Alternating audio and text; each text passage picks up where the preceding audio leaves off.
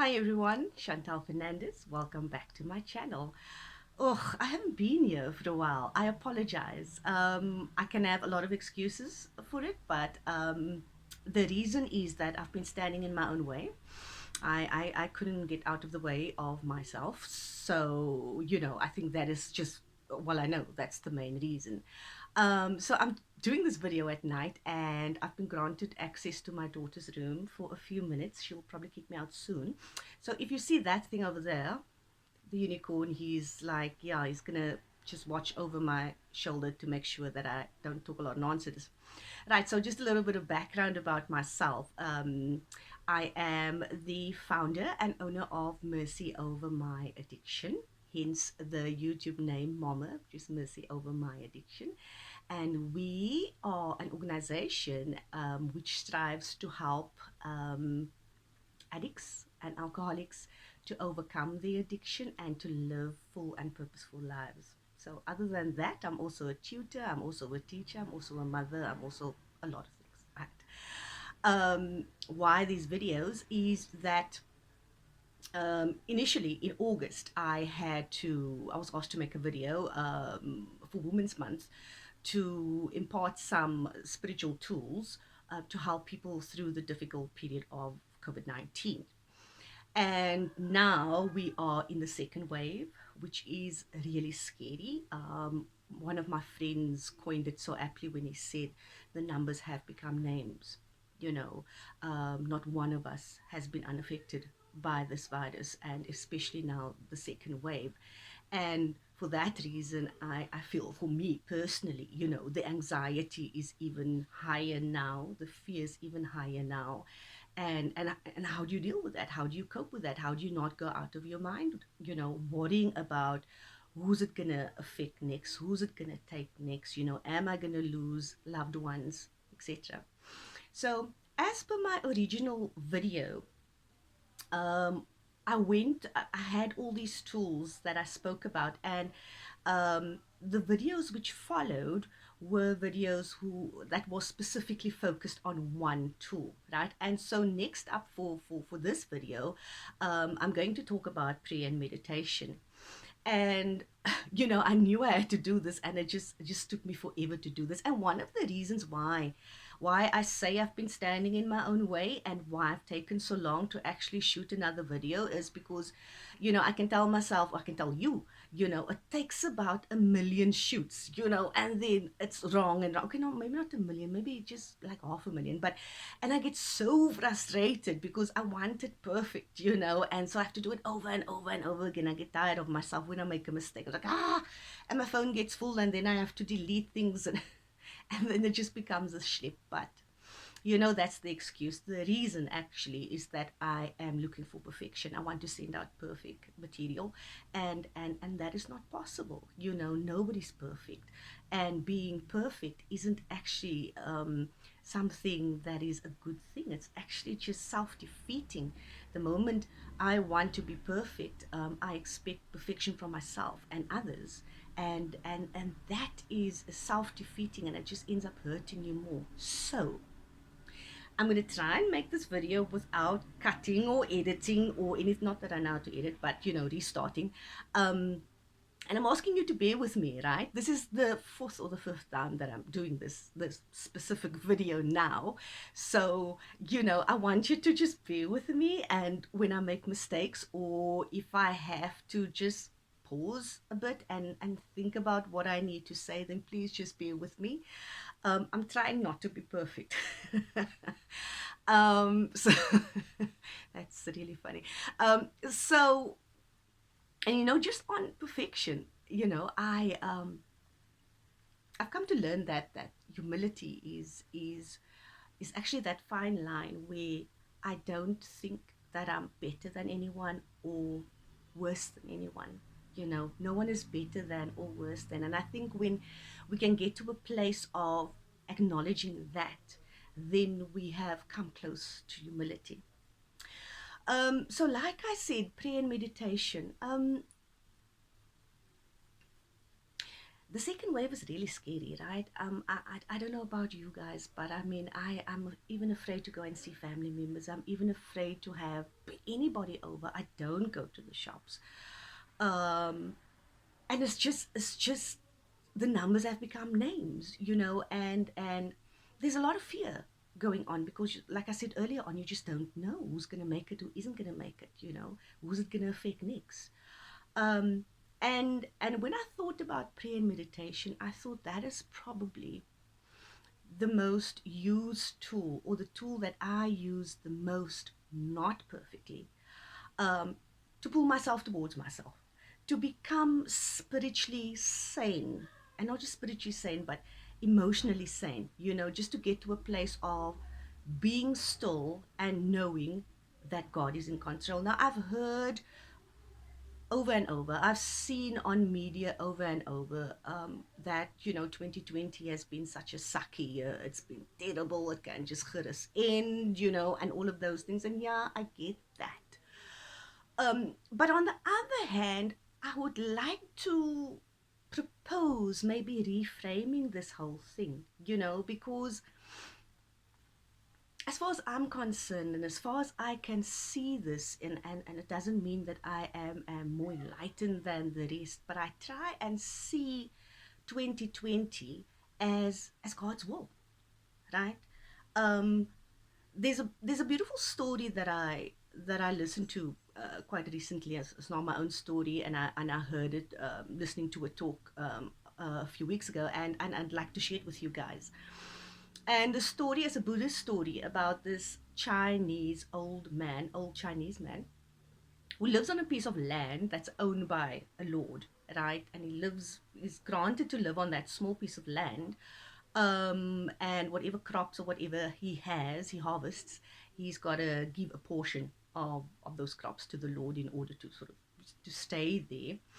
And so it was just him and his son, and they had one horse. And then one day his horse ran away, and all the neighbors came over and they said, "Oh, that's so terrible. What are you going to do without your horse? You are completely poor now. You've lost your income," all of that. And then the old man said, "Well, I don't know.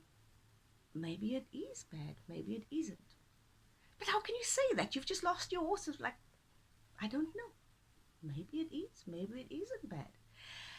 Then a few days later, his horse returns with a whole herd of wild horses. And then the neighbors came over again and they said, "Oh my word, you are rich. You've got all these horses.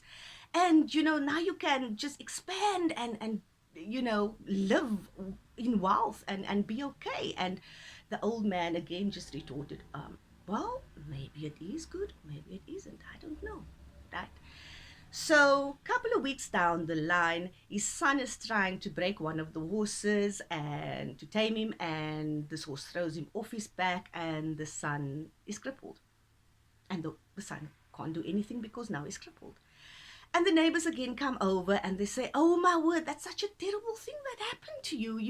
How are you going to work without your son and all that?" And he said, "Well, maybe it is a horrible thing, maybe it isn't. I don't know." And the neighbors was like, "What kind of person are you? Your son is crippled. How can you say it's not a horrible thing?" And he's like, "I don't know. Maybe it is, maybe it isn't." So a couple of weeks later, the Chinese army comes and they are recruiting. They're taking all, the young men to go and serve in the army, and, they will surely die. So everyone had to go, but they couldn't take his son because his son was crippled, right? They didn't have to, they couldn't. And and that's the thing, right? When bad things happen, we don't know. We don't know whether it's a bad thing or whether it isn't. If a good thing happens, we don't know whether we don't know. And I think if we can come from a place where we can say, "You know what, 2020 has been rough. It still is rough. But we don't know God's plan. We just don't know." Um, you know, I find that there's a lot of frustration and there's a lot of fear about, people not wearing masks, and there's a lot of judgment being passed on people, um, you know, um, catching or was contracting this disease and stuff like that. But I'm pretty sure people don't go out there thinking, I'm going to go contract this virus, right? I'm sure people don't go out there, or most people don't go out there thinking. They go out there protecting themselves, sanitizing, doing all that they should do, and somehow they still contract the virus. Some of them survive, others don't. Um, and if we look at it from that perspective, we don't know. We just don't know. But the thing is, when it comes to prayer and meditation, and this is how I'm going to sort of tie all of this in, because I've been talking about a Chinese old man, right? So how does this tie in with prayer and meditation? When we pray, and I think I've mentioned it in my very first video, is that when we pray, we tend to have this transactional thing, right? So God, I will do this if you give me that. If I do this, will you please give me that? And we become anxious when we worry about not getting what we want, right? And then we become depressed because we didn't get what we wanted, right? Um, and prayer actually is not about this transaction. It's not about God necessarily giving us what we think we need, right, or want. um Prayer is speaking to God, yes, but also to submitting to his will, right? So I mean, even in the Our Father, they say, we say, your will be done and not mine. And I think when we can practice prayer and meditation, in other words, if we can pray and say, God, this is what I'm going through, but your will be done, in whatever the outcome may be. I would like this. I mean, I tell God, I tell God everything, anything and everything. I talk to him, and sometimes people laugh at me when I tell them what exactly I talk to God about, but he is my Father. Jesus is my friend, so I can talk to them. A friend to me is an ally, is a loyal person that I can speak to openly, and that person is not going to judge me, right? So so when I speak to him, I tell him these things, but at the end of the day, your will be done, not mine. And I think once we can take that step back and say, okay, God, your will and not mine be done, I think that the anxiety, I mean, for myself, personal experience, my anxiety of not getting, or being afraid of not getting what I want, and then on the other side, the depression of, being upset because I didn't get what I wanted, that dissipates. Because at the end of the day, what I did was I said, we've gone on our knees and we said, look, God, your will be done, and help me to be okay with that, because we don't know what is best for us, right? I don't know what's best for me. I've proven that over and over again. Um, and then in meditation, being able just to be still and know that He is God. I mean, and I get it, and I'm one of those people who has now, especially in COVID, we've, a lot of people lose money and jobs and stuff like that. And you want to sort of be busy, you're hustling, right, to make the money. And there's nothing wrong with working hard. There's nothing wrong in using the gifts that God has given us. He's given us gifts to be self-sufficient. However, what has especially happened now in this time, and even before COVID, right, is that we tend to want to not be still. We are so busy doing stuff, accumulating what we think we need, that we are not still. And by still, I don't just necessarily mean sitting down, right, and not being busy, but it also means sitting down and being still, you know. Because the moment we can be still here, um, and submit to God in meditation and pray, then we can actually hear His voice. We can actually listen, you know. And again, that anxiety and that depression then subsides, because we are taking that time in our day, morning and night. I try, I fail, but I try, um, to just be still, to speak to God and say, these are my circumstances, this is what I think I need, but you know better, right? So your will be done. And the meditation is just to go quiet and listen to what He has to say. and then trusting as we go through our day that He will give us what we need, like they say in the Our Father, you know, give us this day our daily bread. It doesn't say, give me this day a new car and a job and a bigger house, and better clothes. It doesn't say that.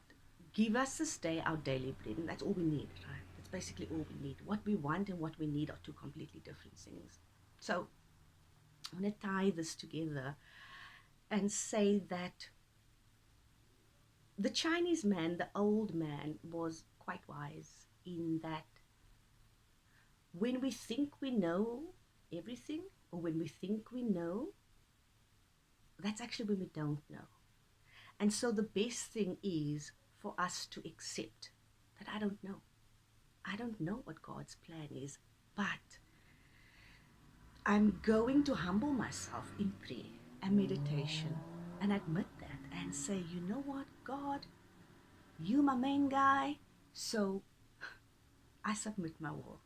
Your will be done because I don't know. And you know what? I think that's so much better for me not to know, because when I try and run the world, things turn out not so good.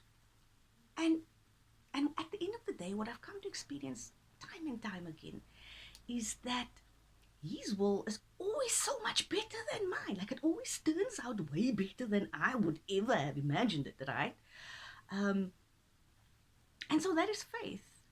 And that is being still. And that is saying that I don't know. And that's okay. But you, God, you know. You know, right? So I want to thank you for bearing with me. This video is much longer than it normally is, but that's because you allowed me and I allowed me just to go with the flow and not pause and not redo things. So thank you for that. Thank you for listening. Thank you for tuning in. And I want to wish you a blessed everything and a happy always. I want to wish you stillness and serenity, strength that comes from a power greater than yourself, and love that covers all. So, thank you so much. Again, just at the end, I just need to say, please like, subscribe, share, comment. Thank you so much. I love you guys. Have a blessed rest of 2020 and 2021. Bye bye.